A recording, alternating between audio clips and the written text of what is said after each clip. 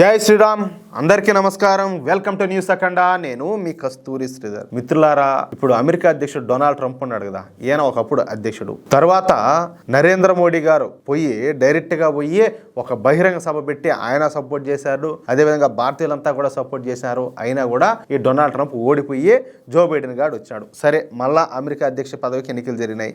మళ్ళీ ఎప్పట్లాగానే మోడీ గారు సపోర్ట్ చేశారు, భారతీయులంతా కూడా సపోర్ట్ చేశారు. ఎట్టకేలకు డొనాల్డ్ ట్రంప్ గెలిచాడు. ఈయనేదో భారతదేశం అంటే ఆయనకి ఇష్టమని, హిందువుల మీద ఆయన అభిమానం చూపిస్తున్నాడని చెప్పేసి మనం అందరం సపోర్ట్ చేశాం. వాడు ఆ విధంగా డ్రామా చేసినాడు కూడా. కానీ ఇప్పుడు ఏం జరుగుతుంది? మొన్న పెహల్గామ్లో పాకిస్తాన్ తీవ్రవాదులు వచ్చి మన మీద దాడి చేస్తే ఇండైరెక్ట్గా పోయి పాకిస్తాన్కి సపోర్ట్ చేసినట్టు మాట్లాడినాడు. మన భారతదేశంతో అంటే భారతదేశము పాకిస్తాన్ ఇద్దరు కూడా ఒకటేనన్నట్టు మాట్లాడినాడు. కళ్ళు మింగినాయా లేకపోతే కాకులు ఎత్తకపోయినాయా? అంటే భారతదేశం పాకిస్తాన్ ఒకటేనా? అది ఆ మనిషికి తెలీదా? ఎట్లా ఏ విధంగా భారతదేశంతో పాకిస్తాన్ ఏ విధంగా పోలుస్తాడు? తిండికి లేక వాళ్ళు సత్సనారు, రొట్టికి కూడా గతి లేక సత్సనారు వాళ్ళు ఎక్కడ? ఈ రోజు ప్రపంచ ఆర్థిక వ్యవస్థలో 4వ స్థానానికి ఎగబాకినటువంటి భారతదేశం ఎక్కడ? ఏ విధంగా పోల్స్తారంటాలే? ఉగ్రవాదాన్ని నెత్తికెత్తుకొని ఓళ్ళు చస్తా ఉంటే అభివృద్ధి పదంలో భారతదేశం వాయువేగంతో దూసుకుపోతుంది. ఏ విధంగా కంపేర్ చేస్తారంటాలే? పైగా ఏంటంటే ఇట్లా నరేంద్ర మోడీకి భారత ప్రభుత్వానికి నేను చెప్పినాను దీనికి బ్రేక్ ఏమని చెప్పేసి, నా వలనే భారతదేశానికి అదేవిధంగా పాకిస్తాన్కి మధ్యనటువంటి సంఘర్షణ వాతావరణం ఆగిపోయింది, దానికి బ్రేక్ వేయడానికి కారణం నేనని చెప్పేసి డబ్బాలు కొట్టుకున్నాడు. అసలు దీనికి అతనికి సంబంధమే లే. ఈ విషయాన్ని డైరెక్ట్గా మన ప్రధానమంత్రి మోడీ గారు తెలియజేశారు. సిగ్గన లేకుండా మళ్ళీ ఎన్నో స్టేట్మెంట్ ఇచ్చాడు. అట్టోడు ఇప్పుడు ఏం చేశాడు తెలిసిన? ఓయమ్మ, చైనా లేదు, చైనాకు అమెరికాకు అసలే పడదు ఏమే అని చెప్పేసి మన భారతదేశంతో తెగ దోస్తీ చేస్తున్నాడు, వాడు మంచోడు ఉత్తముడు అని చెప్పి మాట్లాడితే, ఇప్పుడు మళ్ళా పోయి చైనాతో డ్రామాలు, లేనిపోయిన డ్రామాలన్నీ చేసి ప్రపంచంలో ఏ దేశం పైన విధించినటువంటి అన్ని సుంకాలు ఈ చైనా మీద విధించి మళ్ళీ ఇప్పుడు పోయి చైనాతో దోస్తీ చేస్తున్నాడు. ఎందుకంటే భారతదేశం ఎదుగుతుంది, రాను ఎదుగుతుంది. నరేంద్ర మోడీ గారు ప్రధానిగా ప్రమాణ స్వీకారం చేసినప్పుడు మన దేశ ఆర్థిక వ్యవస్థ ప్రపంచంలో 11వ స్థానంలో ఉంది. అలాంటిది ఇప్పుడు చెప్పినా కదా 4వ స్థానానికి ఎగబాకింది.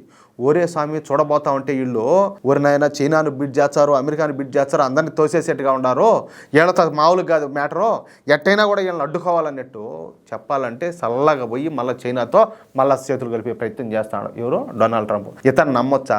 నా దృష్టిలోనియా స్వామి, ఒకరికి ఎంతసేపటికి జాకిలు వేయడం పక్కన దొబ్బితే మనకేం కావాలా మనం ఏం తెచ్చుకుంటున్నాం, ఫస్ట్ నేషన్ ఫస్ట్ అన్నట్టు మనకేం అవసరమో అది చూసుకోవాలా. ఇంకొకటికి పక్కన వాడికి జాకిలు వేయడం మానేసి, వాళ్ళకి అవసరం ఉన్నప్పుడు మళ్ళీ పొగుడుతారు, వాళ్ళకి అవసరం అయినప్పుడు ఇంకొక ముండాకోరి పనులు చేస్తారు. అవునా కదా? ఇప్పుడు అదే విధంగా ఈ డొనాల్డ్ ట్రంప్ చేశాడు. సుంకాల విషయంలో ఈ చైనా అధ్యక్షుడు జిన్పింగ్తో ఫోన్లో జరిపినటువంటి చర్చలు సానుకూలంగా ముగిసినాయని చెప్పేసి యుఎస్ అధ్యక్షుడైనటువంటి డొనాల్డ్ ట్రంప్ తెలియజేశాడు. చూసారా? ఫోన్లో డీలింగ్ సినిమాల్లో చూపించట్టు ఫోన్లో డీలింగ్స్ అన్నమాట.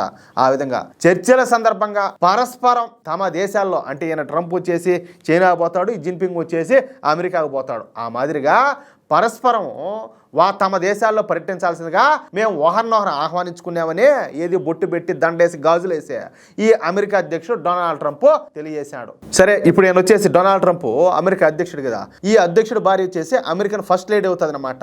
అమెరికన్ ఫస్ట్ లేడీ అయినటువంటి మెలానియాతో కలిసి నేను చైనాలో పర్యటిస్తానని, చైనా అధ్యక్షుడు జిన్పింగ్ అలాగే నేను ఎట్టయితే పోతానో ఆయన కూడా అమెరికాకు వస్తాడని చెప్పి ఆశిస్తున్నానని చెప్పేసి డొనాల్డ్ ట్రంప్ ప్రకటించినాడు.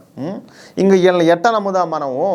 ఎట్ట నమ్ముదామంటాలే? అయితే డొనాల్డ్ ట్రంప్కు చైనా అధ్యక్షుడు ఎవరు ఉన్నాడుగా, సేవకల్లోడా జిన్పింగ్, ఈ జిన్పింగ్కు మధ్య జరిగినటువంటి ఈ చర్చల్లో చైనా పైన అమెరికా విధించినటువంటి అధిక సుంకాలను రద్దు చేయాలని చెప్పేసి కోరినట్టు కూడా తెలుస్తుంది. ఏమి చెప్పాలి చూడండి, అంటే క్రమేపీ నాకు అర్థమవుతుంది ఒకటే, ఎట్టి పరిస్థితుల్లో కూడా భారతదేశాన్ని ఎదగనీయకూడదు.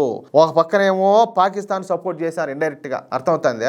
ఇంకో పక్కనేమో ఇప్పుడు చైనాతో కలిసి వాళ్ళతో డ్రామాలు దొబ్బుతున్నారు. అంటే దీన్ని బట్టి మనం ఏం అర్థం చేసుకోవాలా? మన శత్రు దేశాలతో కలిసి భారతదేశాన్ని ఎదగనీయకుండా మనకు మోకాలడ్డు పెట్టే ప్రయత్నం చేస్తున్నారని చెప్పేసి మనకు స్పష్టంగా అర్థమవుతుంది. అంత మాత్రాన నరేంద్ర మోడీ గారు ఆయన తెలియని వ్యక్తి కాదు.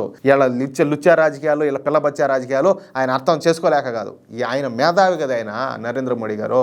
వీళ్ళందరికీ కూడా చెవు మెలిపెట్టి పనులు రాళ్ళు తప్పగలిగే శక్తి, ఆ తెలివితేటలు ఆయనకు ఉన్నాయి. ఎవరిని ఎక్కడ పెట్టాలా, ఎవరిని ఏం చేయాలో ఆయనకు బాగా తెలుసు. స్నేహంగా వచ్చారా స్నేహం చేస్తాడు, లేదా కట్ చేసి పంపించాడు, అది జరిగేది. కానీ మనం కూడా ఇప్పుడు ఎంతసేపటికి ప్రభుత్వం మీద, నరేంద్ర మోడీ గారి మీద, వాళ్ళ మీదనే ఆధారపడకుండా వాళ్ళు ఏం చేస్తారు వీళ్ళు ఏం చేస్తారు అనకుండా మనం కూడా మన ప్రభుత్వానికి అంటే మోడీ ప్రభుత్వానికి సపోర్ట్ చేయాలా, మోడీ గారికి సపోర్ట్ చేయాలా. అదేవిధంగా మన శత్రు దేశాలకు ఎప్పటికప్పుడు చెక్ పెట్టే ప్రయత్నం మనం చేస్తానే ఉండాలి. ఇప్పుడు చైనా నుంచి దిగుమతులు వస్తాయి. ఇప్పుడు అదే చాలా సందర్భాల్లో చెప్పిన అంతర్జాతీయ నియమాల ప్రకారం ఒక దేశం ఇంకో దేశం పైన పూర్తిగా అయితే నిషేధం విధించకూడదు. అంటే ఇప్పుడు మన పాకిస్తాన్ మీద చేసాం, అది వేరే విషయం. ఎందుకంటే పాకిస్తాన్ మన దేశం విషయంలో ఏం చేసినా మీకు అందరికీ తెలుసు. కాబట్టి చైనా వస్తువులు అన్నీ కూడా దిగుమతి అవుతానే ఉంటాయి. కానీ మనం కొనుక్కుంటాం అంటే వాళ్ళు ఎందుకు దిగుమతి చేస్తారు? చేయరు కదా. కాబట్టి ఎంతసేపటికి మన ప్రభుత్వాల మీదనో లేకపోతే మన సైన్యం మీదనో ఆధారపడకుండా ప్రతి ఒక్క భారతీయుడు కూడా ఒక సైనికుడిలాగా నిలబడి మన శత్రు దేశాలను ఎగిరితనాల్సిన అవసరం ఎంతైనా ఉండాలి. అది విషయం అయితే మన జాగ్రత్తలో మనం ఉంటే మన భవిష్యత్తు బాగుంటుంది. మిత్రులారా, నా మాటలతో మీరు ఏకీభవిస్తే ఖచ్చితంగా ఈ న్యూస్ నలుగురికి షేర్ చేయండి. అదేవిధంగా ప్రతి ఒక్కరూ కూడా మీ యొక్క అమూల్యమైన అభిప్రాయాలను ఖచ్చితంగా స్పష్టంగా కామెంట్ రూపంలో తెలియజేయండి. ఇంకో విషయం ఏంటంటే, ఇంతవరకు మీరు కనుక మన ఛానల్ను సబ్స్క్రైబ్ చేసుకున్నట్లయితే ప్రతి ఒక్కరు కూడా మన ఛానల్ను సబ్స్క్రైబ్ చేసుకోండి, సపోర్ట్ చేయండి ప్లీజ్. జై శ్రీరామ్, జై హింద్.